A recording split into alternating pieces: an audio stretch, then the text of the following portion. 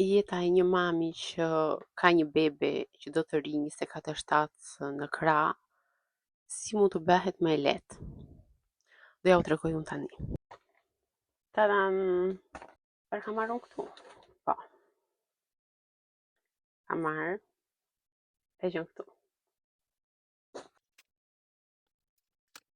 Si fillim do ja u tregoj juve, do ta laj dhe direkt në përdorim. Kjo është disa e sipërme që vendoset kështu, ka dhe xhepin.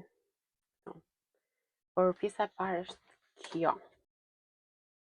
Dhe kjo vendoset në këtë mënyrë. Këto të dyja hidhen sipër. Kjo kalohet kështu. Vendoset te kjo këtu.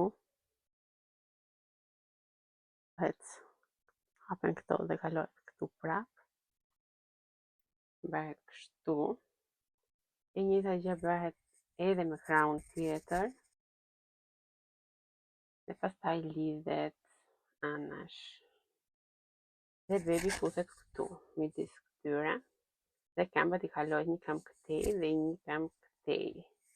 E mbulohet deri te koka që mos i lëvizi këtu. Dhe pastaj pasi ke rregulluar bebin, vendoset te kjo tjetra. Po ja u shpjegoj që ta dini funksionin dhe lidhet kështu. Dhe këtu pastaj qëndron bebi dhe e mban me vete kudo që shkon dhe i ke dhe duart e lira për të bërë punët e shtëpisë ose diçka. Dhe bebin e ke me vete që mos ta lësh diku të qaj etj.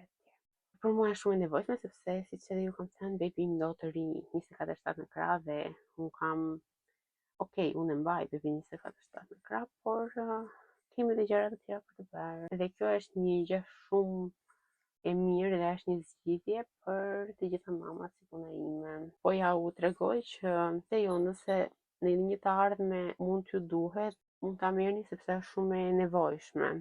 Dhe po, kjo është për fëmijët që janë newborn, nga 0 deri në 3 muaj, domethënë. Pastaj pas 3 muajve mund të përdoret ajo tjetra, që është pak më e plot. Por në fillim unë kisha merak që të përdorja direkt atë dhe prandaj vendosa që të marr një mbajtëse robë për bebin. Kështu tani mund ta vaj bebin tim kudo me vete dhe as ai nuk do qaj dhe edhe unë do jem e qetë dhe do i bëj punët e mia rehat. Kjo ishte videoja që doja të ndaja me ju sot. Unë uroj që t'ju ketë pëlqyer dhe nëse po mos harroni të më bëni një like, më bëni një subscribe për më shumë video të tjera nga unë dhe ne do shihemi në një video tjetër. Bye!